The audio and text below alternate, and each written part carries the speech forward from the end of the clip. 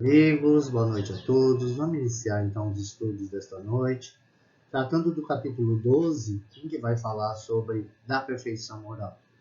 E nesse primeiro momento a gente vai falar sobre dois tópicos, né? As virtudes e os vícios e paixões. E vão retratar aí questionamentos que vão ser inerentes às questões 893 a 912. Mas antes que a gente comece a tecer um pouquinho sobre a argumentação dos temas, eu gostaria aqui de fazer para vocês simplesmente exteriorizar, através do Espírito Meimei,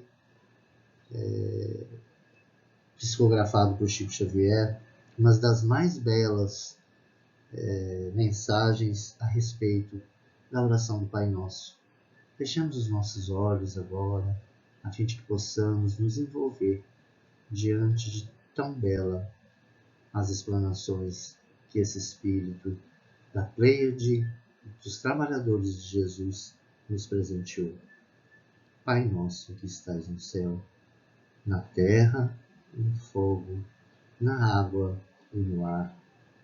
Pai nosso que estais nas flores, no canto dos pássaros, no coração a pulsar, que estás na compaixão, na caridade, na paciência e no gesto de perdão.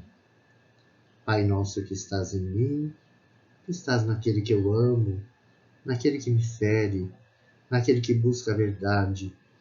Pai nosso que estás naquele que caminha comigo, e naquele que já partiu, deixando-me a alma ferida pela saudade. Santificado seja o teu nome, por tudo que é belo, bom, justo e gracioso, por toda a harmonia da criação. Seja santificado por minha vida, pelas oportunidades tantas, por aquilo que sou, por aquilo que tenho e sinto, e por me conduzir à perfeição. Venha a nós o teu reino de paz e justiça, fé e caridade, luz e amor.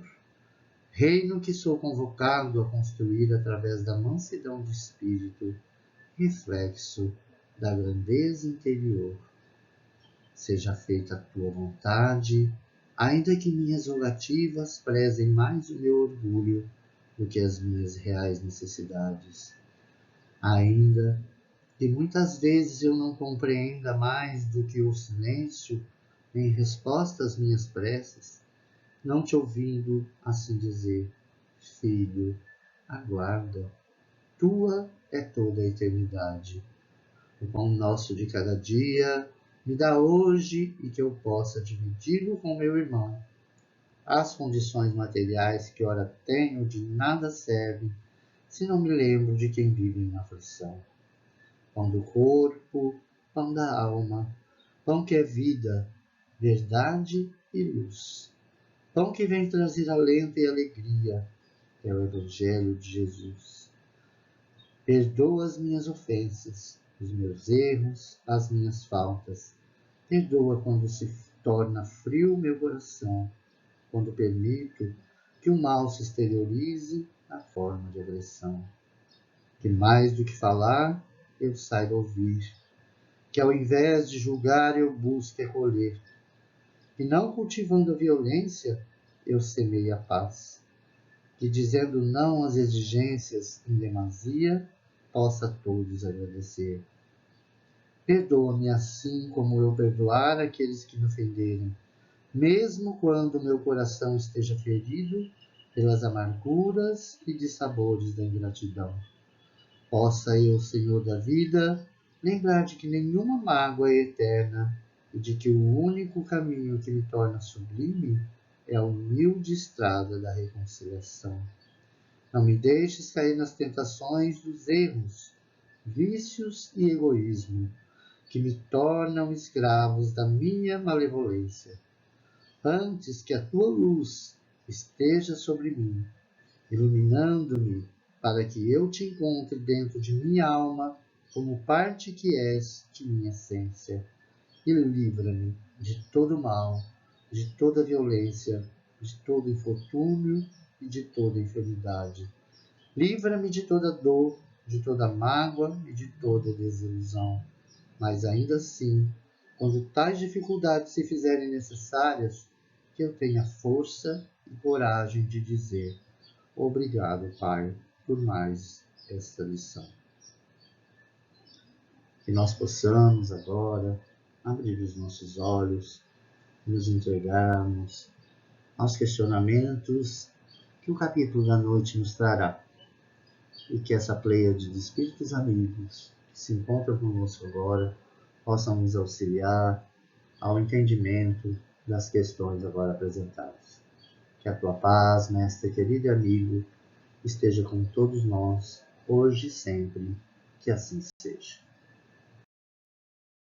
Vai falar um pouquinho sobre as características da perfeição moral, né? E nós vamos achar 3 tópicos importantíssimos que caracterizam um indivíduo de boa perfeição moral, né? Um indivíduo que está buscando, né, se melhorar na sua perfeição moral, ele tem que ter basicamente e amplamente o trabalhar esses 3 aspectos: amar os seus inimigos, fazer o bem aos que nos odeiam e orar pelo que nos perseguem e caluniam. É difícil? É difícil. Mas Jesus nunca disse para a gente que era impossível. Em nenhum momento Jesus, nos seus ensinamentos doutrinários, dentro do Evangelho, dentro do Livro dos Espíritos, dentro de qualquer ensinamento doutrinário, né, em que pauta a doutrina espírita, Jesus disse para a gente: vá até o seu inimigo, abrace ele, beije ele, seja tão caridoso com ele como você é com seu amigo. Não, Jesus nunca disse isso. Jesus disse que nós devemos orar pelos nossos inimigos, fazer o bem aos que nos odeiam, orar pelos que nos perseguem e caluniam. E como a gente pode agir assim? É buscando, nos nossos momentos de reflexão íntima, né, nos nossos momentos de estar com Deus, lembrar dessas pessoas, né, que por algum motivo não entenderam talvez algumas das nossas situações, ou que não conseguiram entender as nossas reais intenções e que por isso nos tomaram como indivíduos inimigos, né? Orar para que esses nossos inimigos recebam o bem, muito pelo contrário, que não recebam aquilo que nos proporcionaram, né? Enfim, gente, está aí um caminho maravilhoso, né, com o discernimento do entendimento de Jesus com relação a esses questionamentos. Não é tratar ou não é ser igualitário com os nossos inimigos, com aqueles que nos odeiam, com aqueles que nos perseguem, de alguma forma nos caluniam, na mesma proporção que a gente faz com que aqueles que a gente ama, mas não esquecer de orar em benefício dessas criaturas. Porque em muitas situações, esses inimigos, esses que nos odeiam, esses que nos perseguem e nos caluniam, nos mostram, de uma maneira um pouco dolorida, as nossas dificuldades íntimas. Que também sirva, né, para que a gente possa se antenar com relação a isso. Tá? E aí a gente vai ver alguns caracteres da perfeição moral. E um deles, a gente pode encontrar, né, ou a gente poderia buscar, né, o que é ser perfeito dentro de uma passagem bíblica onde a gente encontra em Mateus, no capítulo 5, versículo 48, em que Jesus diz: sede, pois, vós outros perfeitos, como é perfeito o vosso Pai Celestial. E aí vem um questionamento dizendo assim, né? O que de fato a gente pode entender por perfeição? Né? Apesar da gente ter visto lá os conceitos, né? Da gente ter falado sobre os conceitos, sobre a etimologia das palavras, sobre o que eu falei um pouquinho, né? Sobre as características da perfeição moral, mas o que a gente pode entender por perfeição moral? Né? Será que quando Jesus pôs essa frase, né? Sede, pois, vós outros perfeitos, como é perfeito o vosso Pai Celestial, que a gente fosse igual a Deus? Será que, além de Jesus propor essa ideia, será que isso seria possível? Né? Então, cabe a cada um de nós fazer essa auto-reflexão. Nós sabemos, né, que já falamos lá na frente que essa perfeição absoluta só cabe a Deus, porque Ele é único, né? Então, o importante da gente entender isso, que essa questão de Mateus nos remete, é entender que a gente pode sim ser perfeito, mas que a gente não precisa querer se igualar a Deus. A gente pode ser perfeito nas nossas dificuldades. A gente pode ser perfeito quando a gente entende o amor, né, aos nossos inimigos. A gente pode ser perfeito quando a gente faz o bem àquelas pessoas que não gostam da gente. A gente pode ser perfeito quando a gente ora por aqueles que ficam fofocando a nosso respeito, perseguindo nas nossas situações. Portanto, gente, é possível, né? A gente não pode fazer o equivalente a essa perfeição divina, porque nós sabemos que não somos seres fadados à perfeição. Mas vou frisar aqui novamente, a nossa perfeição vai ser relativa, ela não vai ser absoluta, porque a perfeição absoluta, ela está ligada a não se sentir ofendido, a não ter a obrigação de perdoar porque não se sente ofendido, a não ter a obrigação de desculpar porque não se sentiu de alguma maneira incomodado com aquilo que foi imputado a determinada pessoa. Nós ainda somos seres que nos ocupamos dessas dificuldades, né? Somos obrigados a aprender o perdão porque ainda nos sentimos ofendidos. Somos ainda obrigados a buscar fazer o bem porque, na medida da nossa ignorância, quando uma pessoa nos faz mal, né, ou nos odeia, a gente não faz o menor esforço de tentar mudar o pensamento com relação àquela criatura. E na medida em que a gente muda isso, a gente vê, através dos nossos atos, que se esse indivíduo que nos odeia nos observa, a tendência é também ele mudar. Então, olha o benefício que a gente está fazendo a ele. E orar, gente. Orar por aqueles que nos caluniam, por aqueles que nos perseguem, pedindo a Deus proteção para esse indivíduo, que ainda está longe do entendimento da dificuldade humana. Né? E aí, se colocar no lugar dele, será que a gente também não se encontra tão distante ainda desse entendimento? Então, eu acho que é isso, né? Que Jesus quis chamar para a gente, através de Mateus, sobre essa fase que a gente encontra no Evangelho segundo o Espiritismo. Para a gente dar uma pincelada mais, assim, para chamar mesmo a gente, né, a atenção do que é a perfeição, de como é complicado, né, a gente buscar essa perfeição. Olha o que o Dr. Bezerra fala para a gente a respeito da perfeição. A perfeição não é apostolado de um dia, e sim dos milênios. E cada mente traz consigo as marcas das próprias ações de ontem e de hoje, determinando por si mesma o cárcere ou a libertação de amanhã. Não vou nem me permitir comentar, porque se eu começar a comentar, eu vou estragar o aprendizado aí do Dr. Bezerra. O aprendizado não, o ensinamento do Dr. Bezerra. Né? Porque Dr. Bezerra foi a essência da perfeição, né? De um apostolado em que ele foi aprendendo, em que ele doava para os seus pacientes, né?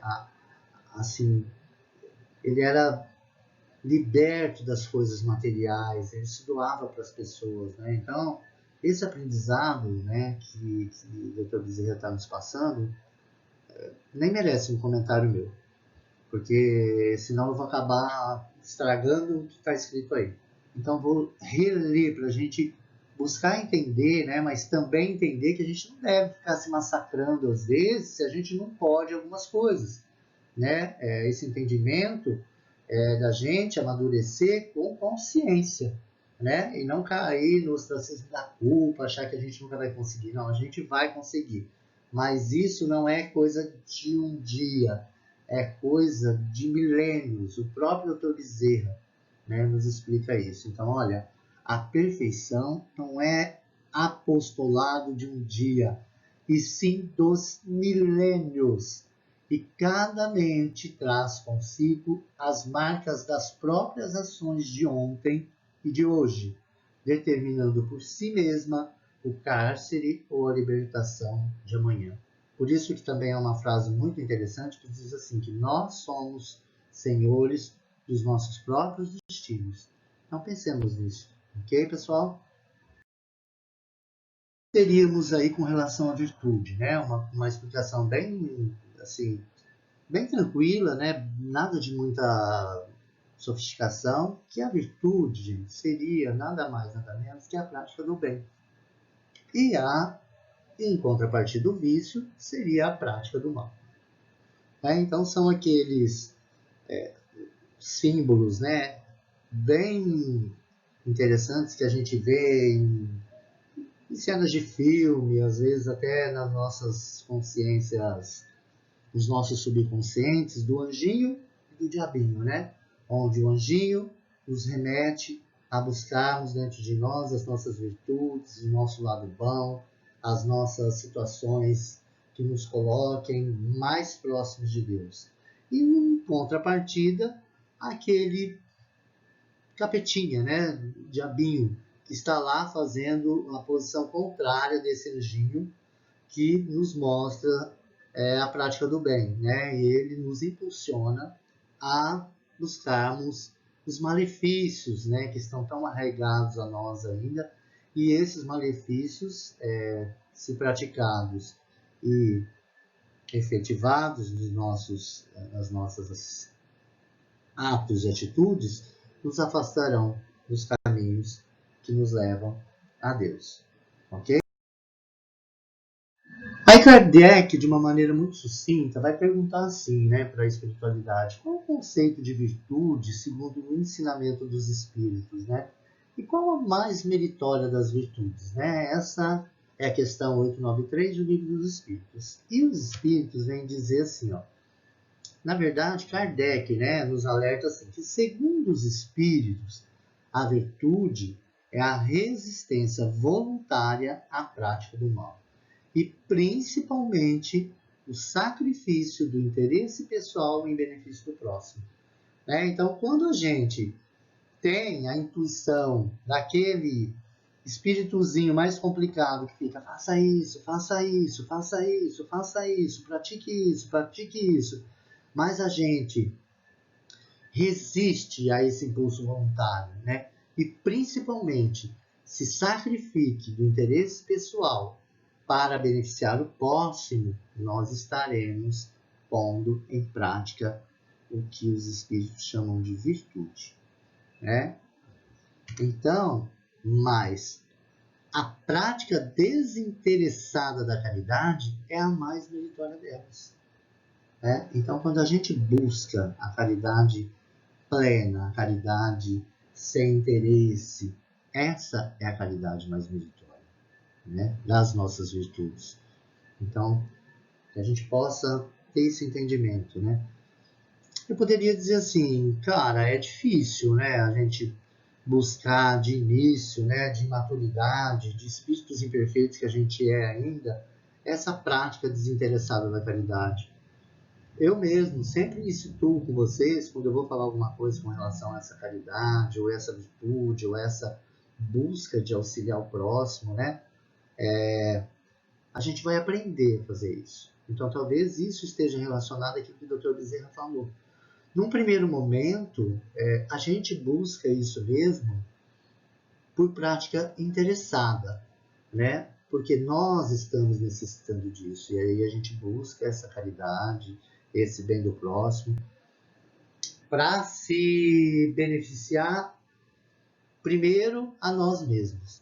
Mas depois, gente, se a gente tiver realmente consciência, tranquilidade, interesse, né, resistência voluntária, a gente vai aprender que quando a gente faz o bem desinteressado para o outro, independente do interesse ou não, o primeiro que vai receber esse benefício somos nós mesmos.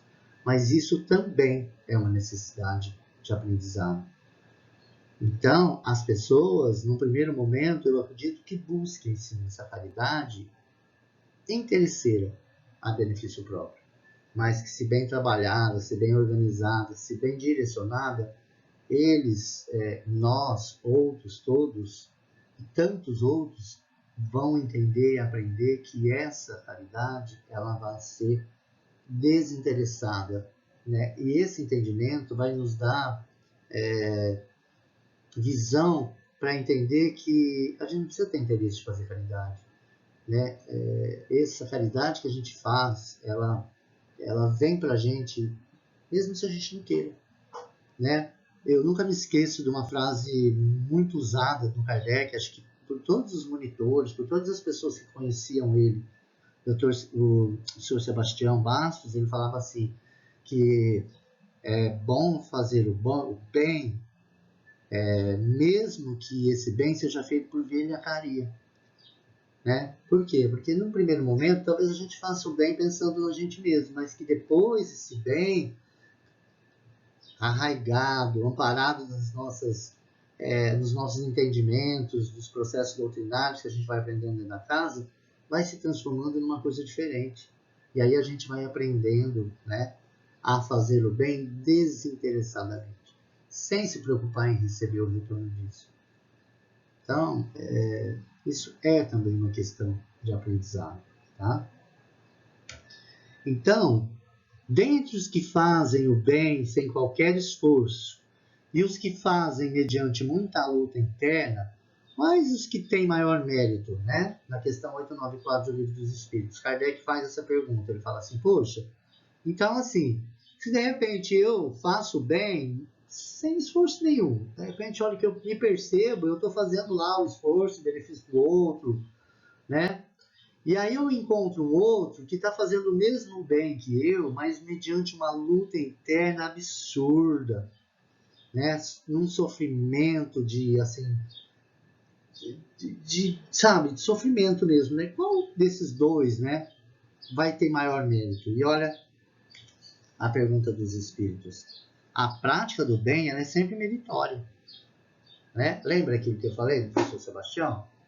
O importante é fazer o bem, mesmo que seja pelo velhacaria. Porque o bem, gente, ele está sempre ligado ao mérito. À medida que você faça o bem para quem quer que seja, para você mesmo, para um terceiro, para um familiar, para um indivíduo que você desconhece, esse é uma coisa, isso é um trunfo para a tua passagem no dia de amanhã.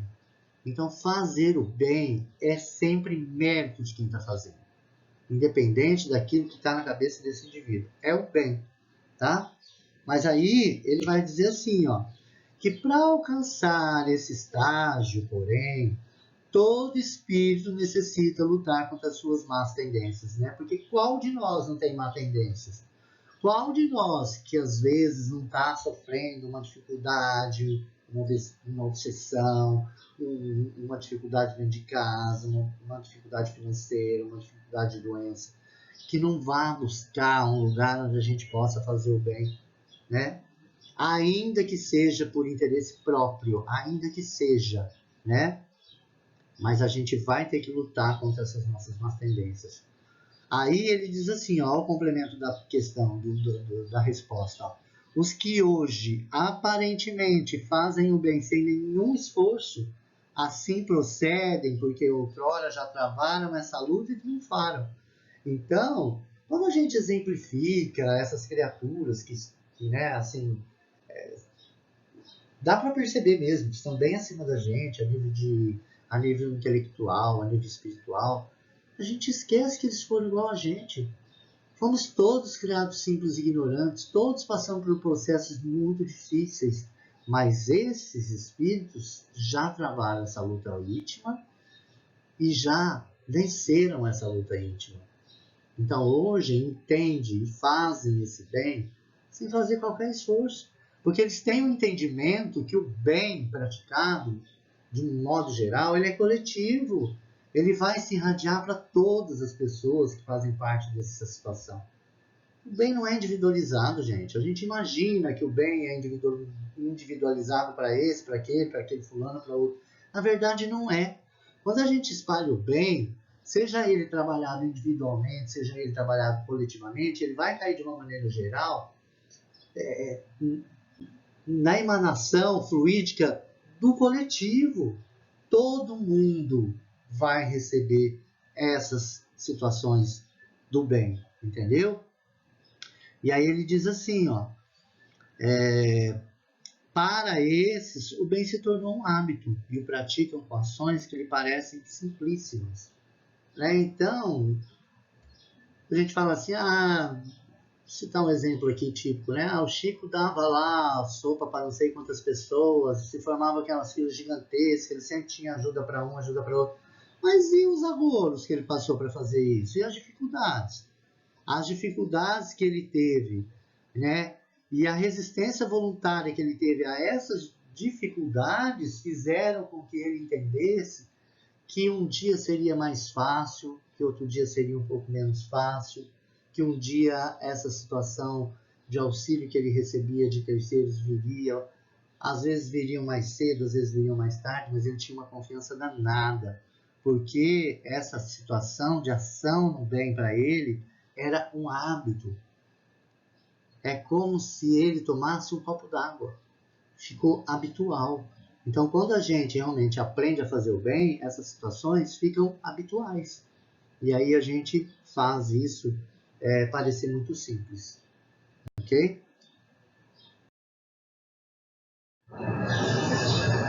Na questão 895, Kardec vai perguntar para os espíritos, postos de lado os defeitos, os vícios acerca dos quais ninguém se pode equivocar, qual o sinal mais característico da imperfeição?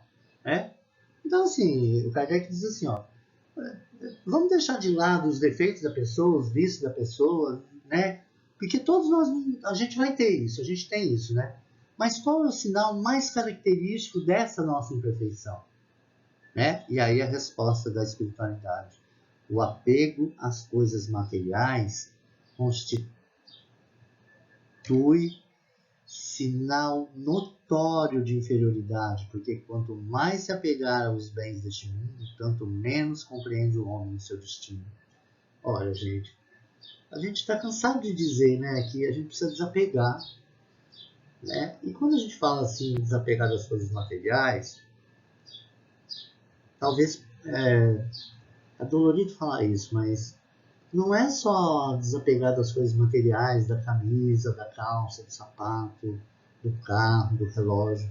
É desapegar das coisas materiais um pouco mais importantes para as nossas vidas. Desapegar das pessoas. A gente tem que amar as pessoas sem apego, né? Sem achar que nós temos direito de propriedade. Né? Porque quando a gente se apega, independente de que situação seja, a gente realmente se torna inferior. Porque quando a gente se apega a essas coisas, a gente não compreende para que a gente está aqui. Né? E principalmente nós que somos da doutrina dos espíritos, né? que tentamos entender, né, o que os espíritos vêm trazer para a gente através da terceira revelação do Consolador Prometido. Nós nascemos, gente, a nossa essência ela é imortal. Nós não temos fim, nós tivemos começo, não vamos ter fim.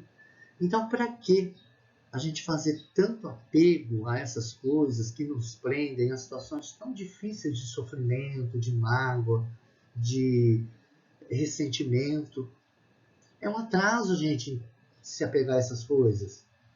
Né? Então, é isso que eles nos falam. A gente precisa desapegar para a gente poder compreender qual é o destino nosso aqui. Porque só assim a gente vai estar fadado a trabalhar mais na seara do bem, a desvincular dessas nossas imperfeições, a desvincular desses maus que nos afligem, a desvincular desse equívoco, né, que a gente vive cometendo, né, onde parece que tudo que é material é mais importante que sentimental. Então não pode ser assim. A gente está na hora já de começar o processo de mudança. Ok? E aí, ele dá mais umas esfoladinhas na gente. Ele diz assim, que os espíritos apontam, né, ou apontaram apego aos bens materiais e o interesse pessoal como sinais mais característicos da imperfeição. Poxa vida, a gente tem aprendido que se a gente tem apego às coisas da matéria aqui, se a gente tem interesse pessoal com relação a tudo que é nosso, né, a tudo que foi nos emprestado, que nada não é nosso. Os nossos filhos não são nossos, as nossas mulheres não são nossas, os nossos maridos não são nossos, as nossas casas não são nossas, os nossos bens, carros não são nossos, são empréstimos divinos a que nós possamos vivenciar essa nossa reencarnação presente, para que a gente possa tomar isso como aprendizado, como entendimento, né? E quando eu digo isso, gente, não é que eu quero dizer assim, não vou amar ninguém, não quero mais ninguém disso, não vou cuidar. Não é isso. É a gente entender que apego demais a tudo que seja é prejudicial a nós mesmos. Porque a gente já cansou de aprender que quando a gente desencarnar e for para a nossa verdadeira parte espiritual, se a gente estiver apegado aos bens materiais, né? Mas não só as casas, não só o dinheiro, não só os telefones, não só as coisas que são matérias, essa matéria que é igual às outras, né? Mas assim, como que eu posso dizer? Essa coisa que parece que é tão da gente, como as pessoas que a gente ama, os filhos que a gente ama, a gente precisa amar, mas entender que em determinado momento essas pessoas precisam seguir o caminho delas, a vida delas, e a gente vai seguir o nosso caminho. E isso não vai desmerecer o amor e o respeito que a gente tenha por elas. Nem com relação da gente para elas e nem com relação delas para a gente. Portanto, essa é uma das características mais concretas da nossa imperfeição ainda. O apego, tanto a essas coisas, esses bens materiais, como aos nossos bens familiares, como os nossos filhos, nossos maridos, nossas mulheres. Então, gente, uma coisa está intrinsecamente ligada à outra. Dá muito bem para a gente fazer esse paralelo, dá muito bem para a gente poder refletir com relação a isso e buscar já esse aprendizado de amar sem se apegar. Porque amar, seja lá o que quer que seja que te foi dado, é entender que esse objeto amado tem seu próprio caminho, seu próprio interesse, sua própria vida. Nós somos co-criadores e colaboradores de encaminhamento até um determinado momento dessas vidas. Mas a partir de determinado momento, esses indivíduos eles têm que caminhar. Eles vão ter que passar por situações que o processo reencarnatório deles vai permitir isso. Cabe a nós, num processo de aprendizado, em que é colocado para nós indivíduos que estarão para que nós possamos colaborar na sua melhora espiritual e, consequentemente, na nossa, que a gente faça isso até o momento que seja preciso ser feito. Mas vai ter uma hora em que esses indivíduos, essas pessoas vão ter que caminhar com suas próprias pernas. Nós poderemos dar todo o suporte, poderemos auxiliar, poderemos fazer tudo, mas as dores que esse indivíduo causar por ele mesmo, as dificuldades que esse indivíduo se propuser a ele mesmo, será ele que terá sofrer. Então a gente precisa entender isso, para a gente poder se libertar ainda dessa coisa materialista que a gente tem, que nos faz ainda sofrer muito quando encarnados e ainda também quando desencarnados. E aí Kardec diz assim, então, por que esses sentimentos atrasam o progresso do espírito, A gente acabou de falar agora, mas ele fica espezinhando a espiritualidade, porque Kardec ele é uma pessoa que gosta de entender aquilo que ele está perguntando, E aí a resposta é a seguinte, os que já lograram se desapegar dos bens materiais denotam que alcançaram um progresso maior que aqueles e que encaram o futuro de um ponto mais elevado, Então, quando a gente fala assim, mas esse sentimento atrasa mesmo o progresso do espírito, quando eu sou apegado assim, às coisas materiais, não é que a gente tem que ser desleixado também ao ponto de abandonar, não é nada disso que ele fala, mas é desapegar, saber que no momento da gente passar aquilo para frente, a gente tem que passar. No momento em que há pessoas necessitadas de coisas que a gente não está usando e que está lá guardado no nosso armário, no nosso guarda-roupa, a gente possa compartilhar isso. Né? E quando a gente entende esse desapego e a gente faz uso desse entendimento, a gente alcança um progresso maior. Né? E aí, quando a gente alcança esse progresso, o que a gente faz? A gente encara o futuro com um ponto de vista mais elevado. Isso é o que Jesus falava, que a gente tem que ter fé no futuro. Né? Se as coisas estão difíceis, tenha fé no futuro, faça com que esse futuro te propicie momentos melhores do que o presente de hoje. Tá ok, gente? Depois, se surgir alguma duvidazinha, vocês entram lá no nosso WhatsApp e aí a gente pode conversar mais a respeito, tá? Porque senão a aula fica muito alongada, porque são bastantes questões. E essa aula minha vai ser um pouquinho mais longa do que as outras que eu andei postando aí, tá bom? Então vamos adiante. Que ainda dá uma cutucadinha na espiritualidade, perguntando assim, ó.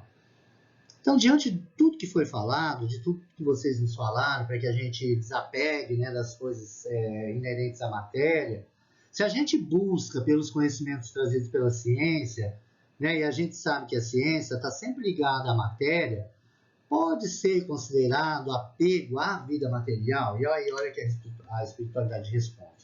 A busca pelo conhecimento científico será sempre útil à evolução do espírito. É extremamente importante, né, a busca pelo conhecimento científico, né, porque esse conhecimento científico já nos trouxe muita evolução. Descobertas de vacina, descobertas de energia, descobertas dos núcleos, dos átomos, né, descobertas, invenções valiosíssimas, né, como a invenção do avião, a invenção do telégrafo, do telefone, etc. A gente está estritamente ligado a esse conhecimento científico, né? Primeiro, porque ele dá condições para melhor auxiliar o próximo necessitado. Segundo, porque uma das asas do progresso espiritual é a inteligência, ou seja, a evolução espiritual. Né? Então, é de entendimento que nós possamos, sim, buscar os conhecimentos científicos, né?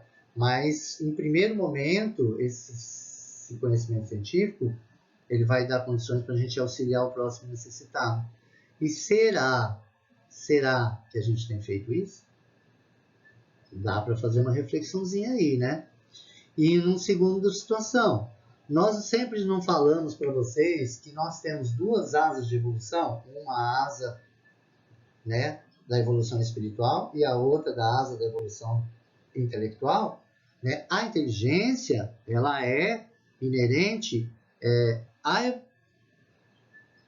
capacidade que a gente tem da evolução intelectual, né? Então, esse progresso espiritual é extremamente importante que a gente trabalhe, né, esse conhecimento científico, porque a gente vai precisar ter essa igualdade de evolução, tanto no campo intelectual quanto no campo moral, né? Enquanto nós tivermos esse contrabalanço, uns um pouco mais no nível de moral acima, outros um pouquinho mais no campo intelectual acima, vai ter que haver um equilíbrio. E a gente estuda isso lá na classificação dos espíritos. A gente sabe que temos aqueles espíritos que têm as classificações intelectuais extremamente evoluídas, mas que ainda falta um pouco da moralidade. E a gente tem aqueles espíritos ainda que estão moralmente bem adiantados, mas ainda falta aprender um pouco da intelectualidade. E a gente tem exemplos muito aí presentes, né, nos filmes que a gente tem assistido, da importância dessa evolução intelectual. Né? É importante que a gente estude a doutrina, é importante que a gente busque conhecimento. Tanto Chico, né? Vamos citar Chico e Divaldo, né? Que são pessoas que estão muito atreladas à nossa doutrina, né? Mas eles só conseguiram escrever determinadas fontes de livros, só conseguiram transcrever para o plano material ideias, né, de espíritos já desencarnados, porque tiveram que estudar a essência intelectual desses espíritos. Né? Chico, quando vai fazer o livro Parnaso Além Túmulo, Ele foi obrigado a estudar o que era soneto, o que era verso, o que era prosa, o que era trova, né? Ele não saiu escrevendo à torta e à direita, não. A espiritualidade falou para ele, ó, é importante que você tenha essa busca intelectual para que teu espírito evolua nesse sentido, para que você faça conexão, para que a espiritualidade possa passar essas informações para você com mais tranquilidade. Divaldo, a mesma coisa. Olha, você precisa estudar, você precisa ler, você precisa se informar, você precisa, para que você possa passar com fidelidade a informação dos espíritos confiáveis. Certo, gente? Então, é de extrema importância isso, tá?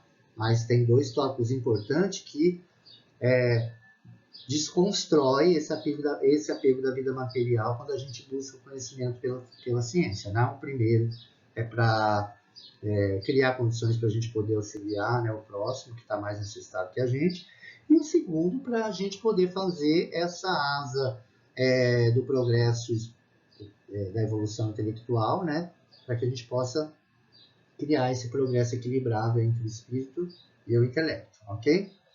E aí ele vai complementar dizendo assim, ó, que nenhum conhecimento é inútil, pois contribui para o progresso do espírito. Foi que eu acabei de citar aqui desses nossos balaústres aí da doutrina, né? Aquele que já houver progredido em inteligência, mais depressa subirá na escala espírita.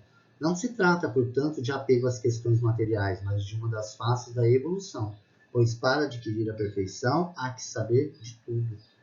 Então é extremamente importante que a gente busque conhecimento pela ciência, né? Mas que a gente tenha conhecimento e entendimento de que esses conhecimentos eles não são nossos, né? Nós não somos os donos desse conhecimento, por isso que eles têm que ser compartilhados, né? E na maioria das vezes, quando esses conhecimentos vêm por atribuição da espiritualidade, isso é feito em prol da comunidade de um modo geral. A gente vê as descobertas das vacinas e uma outra gama de coisas que a gente tem visto, principalmente nos tempos modernos de hoje. Ok, pessoal? Continua na mesma linha de preocupação e dispara na questão 897, para a espiritualidade, a segunda questão. Merecerá reprovação aquele que faz o bem, sem visar a qualquer recompensa na terra, mas esperando que lhe seja levado em conta na outra vida e que lá venha a ser melhor a sua situação? E essa preocupação lhe prejudicará o progresso? Então, o que o Kardec está tentando falar aqui? Ó? Se eu faço o bem, não esperando nenhuma recompensa aqui na Terra, mas em contrapartida eu espero que o bem que eu fiz me ajude, né, para que na outra vida eu tenha uma situação melhor. Isso aí merece reprovação? Né? E se essa situação que eu estou criando, ela merece preocupação de prejuízo para o meu progresso? A espiritualidade vai responder para o Kardec o seguinte, que não, né? Não merece reprovação nenhuma. Certamente. Mas aquele que faz o bem, sem ideia pré-concebida, pelo só prazer de ser agradável a Deus e ao seu próximo que sofre, já se acha em certo grau de progresso, que lhe permitirá alcançar a felicidade muito mais depressa do que seu irmão, que, mais positivo, faz o bem por cálculo e não impelido pelo ardor natural do seu coração. Então, olha o que a resposta da espiritualidade fala. Se eu já tenho a consciência de fazer isso aí que eu estou perguntando, né? Eu faço o bem, sem pré-conceber a ideia de que eu estou fazendo o bem, né?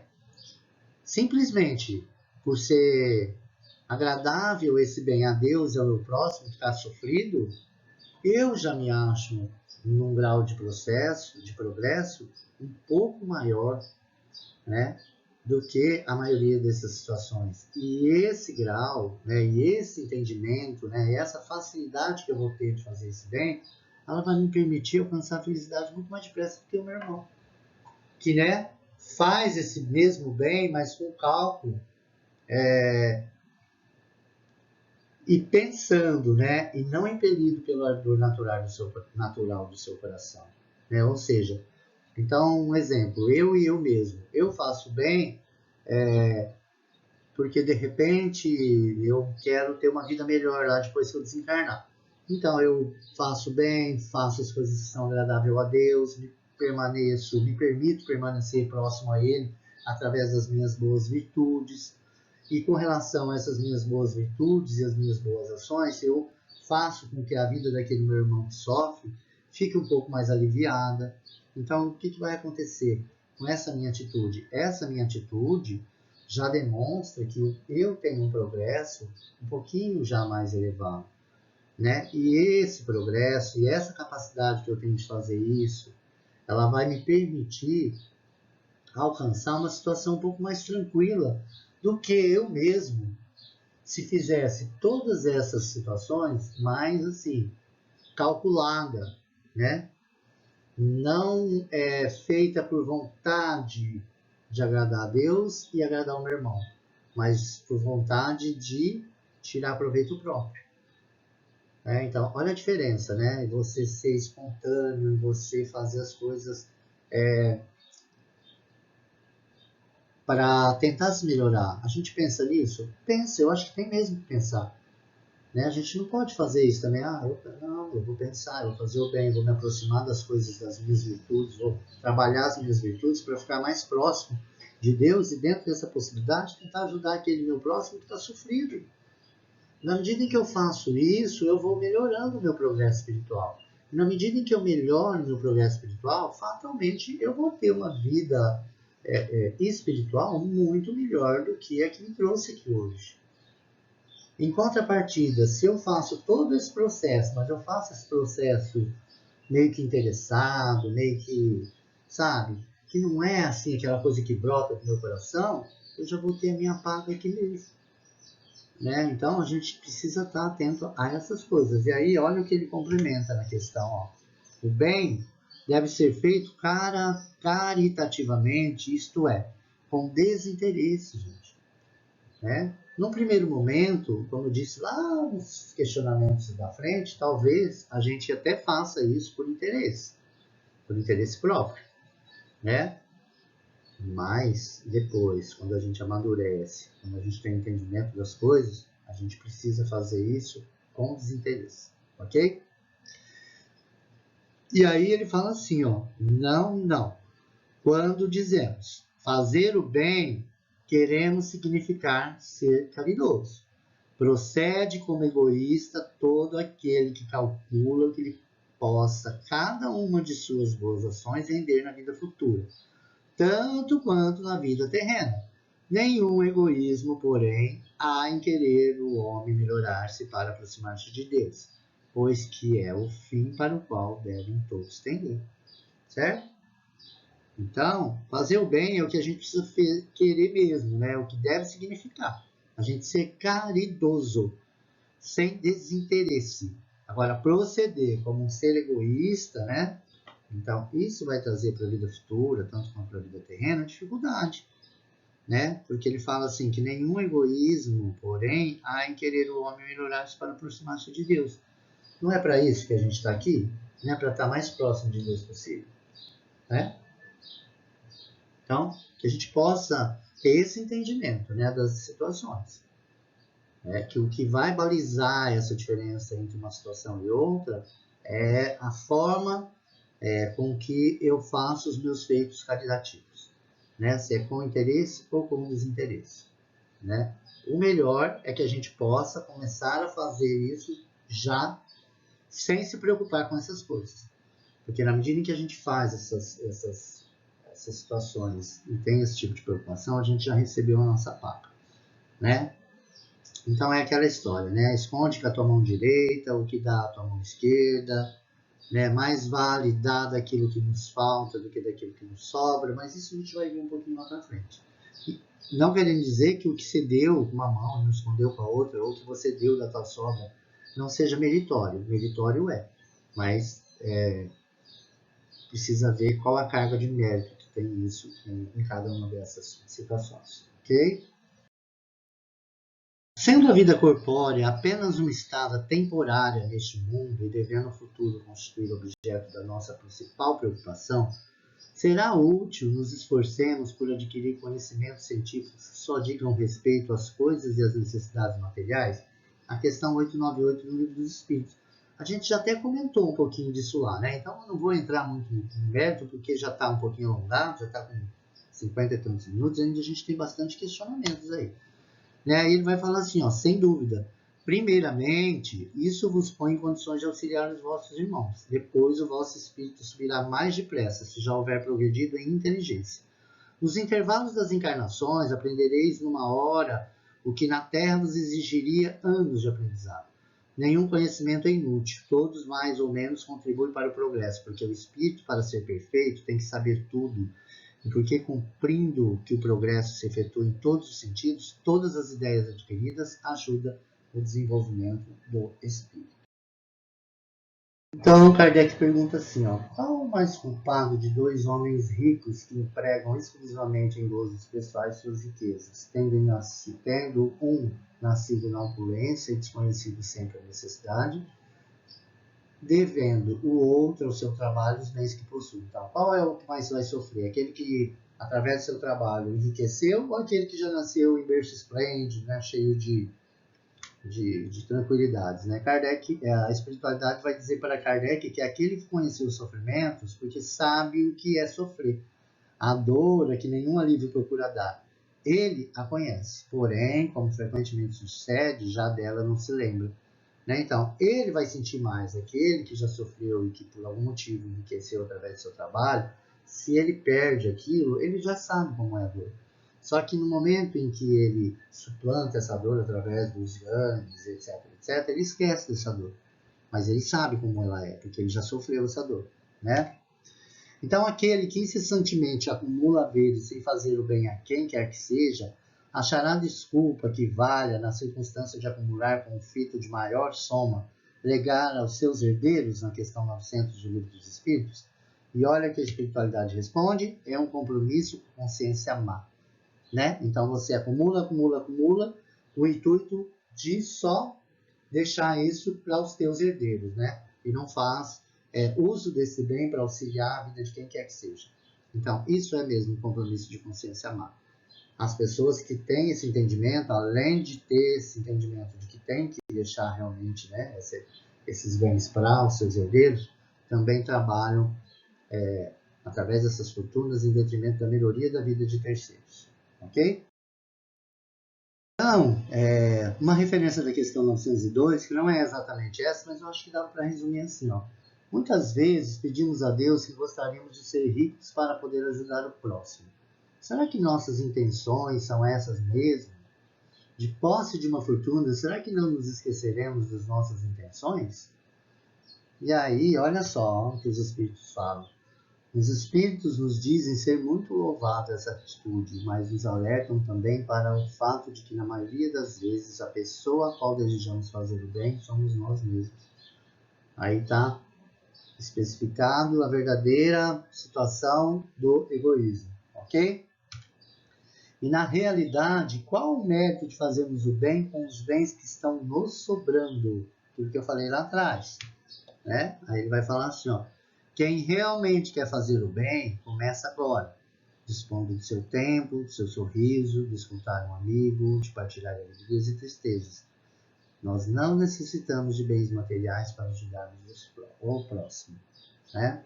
Então, lê do engano se a gente acha que para ajudar o próximo a gente tem que ter bem material. Tem 1 milhão de coisas para a gente poder auxiliar os bens aí. Né?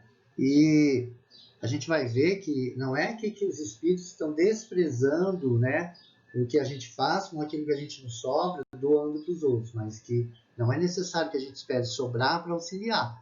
É necessário que a gente busque outras atitudes de auxílio, a não ser só aquilo que nos sobra. Podemos ou devemos julgar os outros ou mesmo estudar os defeitos de nossos semelhantes, né? Kardec faz essa pergunta dos espíritos na questão 903. E a espiritualidade responde assim, ó, não podemos e nem devemos julgar ninguém, Mas nada nos impede de que, nos espelhando nos defeitos alheios, procuremos nos melhorar fazendo através dos nossos esforços uma melhora íntima, brigando com os nossos defeitos a fim de superá-los, né? Então a gente não deve julgar ninguém, e muito menos pode julgar ninguém. Mas a gente não fica impedido de, através do defeito dos outros, né, olhar para nós mesmos e buscar a nossa melhora íntima, né? Brigando com as nossas dificuldades de entendimento desses defeitos, e além de brigar com a dificuldade desses defeitos, a gente tentar superar. Isso é o que faz da gente bons espíritas. E aí, mais um questionamento. Como devemos proceder diante dos males da sociedade, na questão 904 do Livro dos Espíritos?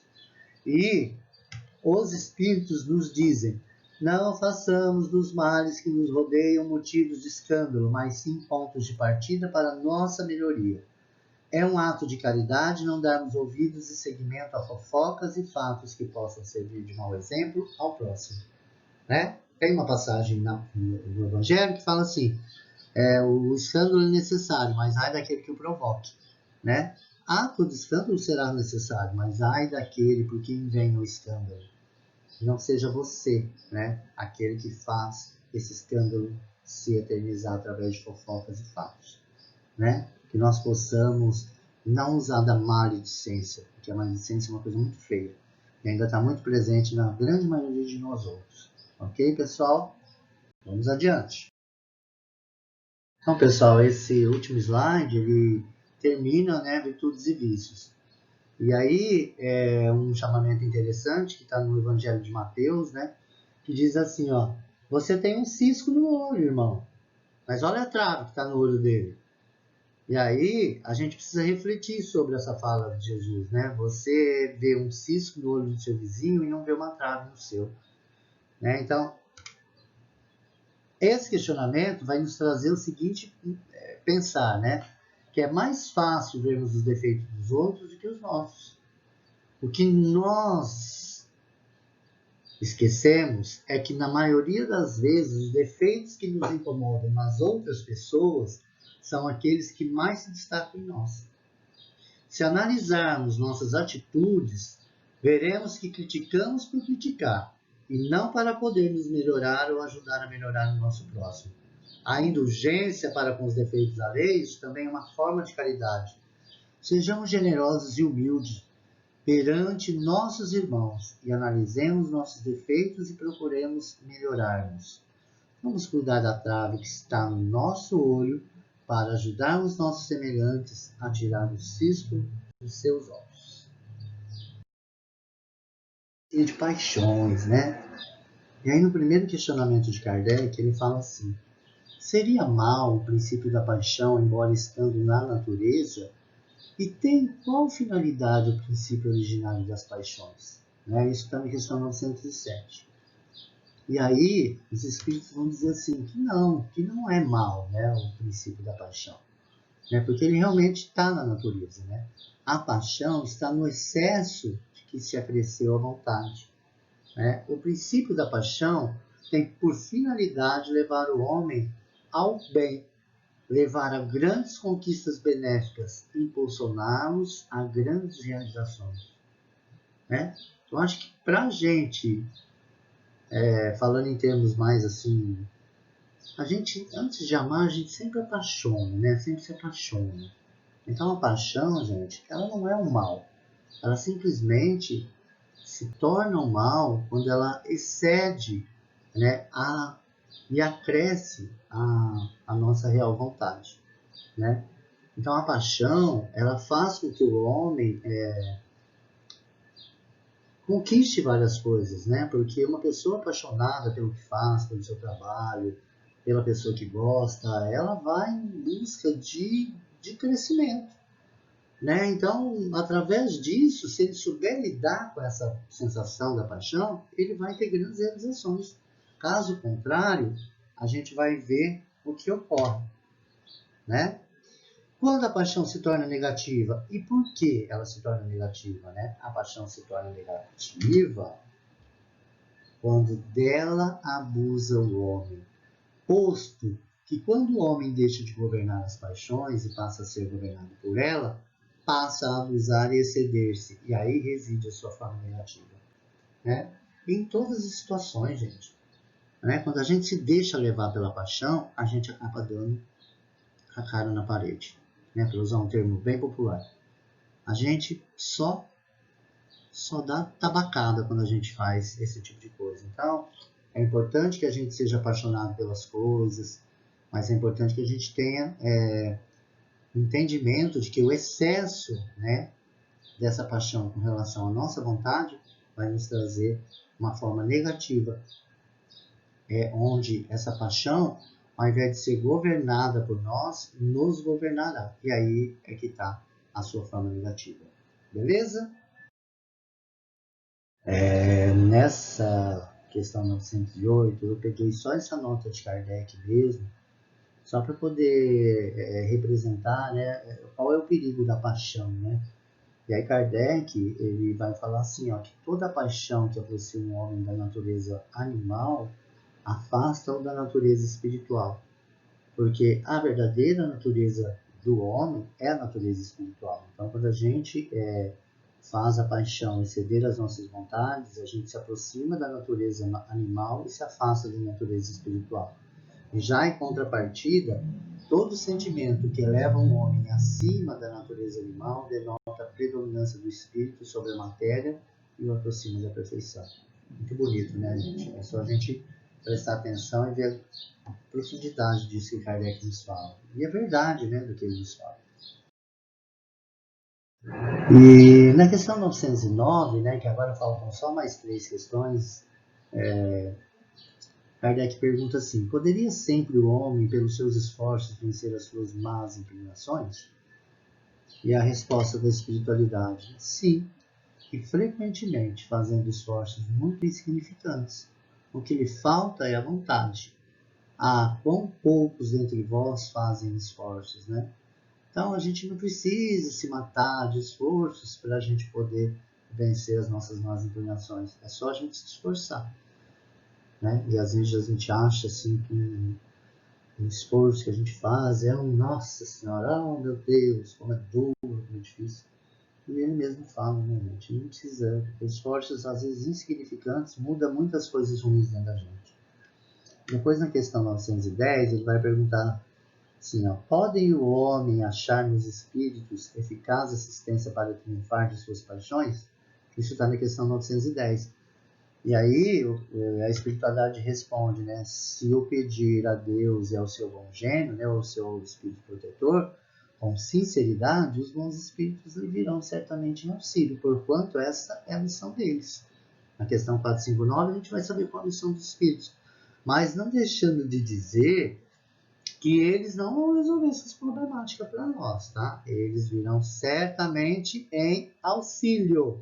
Não para fazer com que nós triunfemos, mas para nos auxiliar através de intuição, através de situações em que nós seremos responsáveis pelas mudanças dos nossos hábitos. Ok? Porque entra aí a coisa do livre-arbítrio, né? A espiritualidade superior, ela não interfere nas nossas decisões. Portanto, a gente tem sim o direito de pedir com sinceridade. Né? E certamente nesse pedido sincero nós seremos atendidos. Mas isso até porque é uma missão deles. Mas a verdadeira missão de triunfar nas nossas más paixões é nossa. E isso vai depender exclusivamente da gente. Ok? E agora na questão 911, que é a penúltima, ele diz assim: não haverá paixões tão vivas e irresistíveis que a vontade seja impotente para dominá-las? E olha só a resposta. Há muitas pessoas que dizem quero, mas a vontade só está nos lábios. Querem, porém muito satisfeitas, ficam que não seja como querem. Quando o homem crê que não pode vencer as suas paixões, é que seu espírito se compraz nelas, em consequência da sua inferioridade. Compreende a sua natureza espiritual aquele que as procura reprimir. Vencê-las é, para ele, uma vitória do espírito sobre a matéria, que vai exatamente de encontro àquilo que Kardec fala na questão 908. Né? Então, não adianta a gente querer, a gente tem que buscar o querer, né? E a gente pode, né? E se a gente compreende a nossa natureza espiritual, a gente pode reprimir essas más vontades e essas más paixões. E a gente, certamente, compreendendo isso, reprimindo isso, vai vencendo. Vencendo, a gente vai fazer o quê? Uma vitória espiritual sobre a parte material, ok? E agora, para a gente finalizar, 912, Kardec pergunta: qual o meio mais eficiente de combater-se o predomínio da natureza corpórea? Questão 902 do Livro dos Espíritos. Resposta da espiritualidade: praticar a abnegação. E eu, para a gente não ficar com dúvida do que seria isso, fui buscar no dicionário o que seria abnegação. A abnegação é a ação caracterizada pelo desprendimento e altruísmo, em que a superação das tendências egoísticas da personalidade é conquistada em benefício de uma pessoa, causa ou princípio, dedicação ou extrema altruísmo. Certo, pessoal? Então, acho que a gente fecha aqui essa primeira parte. Eu espero que vocês tenham entendido. Eu espero que, se surge alguma dúvida, passe lá para mim. Pode passar lá para mim lá no WhatsApp, na medida do possível. Se eu não puder estar auxiliando, eu tenho lá meus companheiros que são extremamente competentes. Lauro, Salvador, Denise. Eu tenho certeza que nós conseguiremos dirimir as dúvidas de vocês. Eu espero que essa aula realmente seja extremamente altruísta para vocês, a fim de que possa trazer para vocês a responsabilidade de a gente buscar essa perfeição moral, mas fazendo com que a gente entenda que isso não vai ocorrer de um dia para o outro. O próprio Dr. Bezerra nos alerta a respeito disso. Né? Essa perfeição moral ela vai ser adquirida com o tempo, degrau a degrau. Né? Mas o que a gente sabendo a respeito disso, nós também não cruzemos os nossos braços e deixamos as coisas acontecer. É de nossa responsabilidade começar a trilhar esses degraus para que a gente possa chegar a essa perfeição moral, que para nós será, mais uma vez, vou frisar aqui, relativa e não absoluta, porque absoluta só de Deus. Muita paz a todos, que vocês tenham um final de noite abençoado, e que o Mestre Jesus, na sua infinita misericórdia, na sua infinita bondade, ampare-os e auxilie-os hoje e sempre, que assim seja. Muita paz a todos.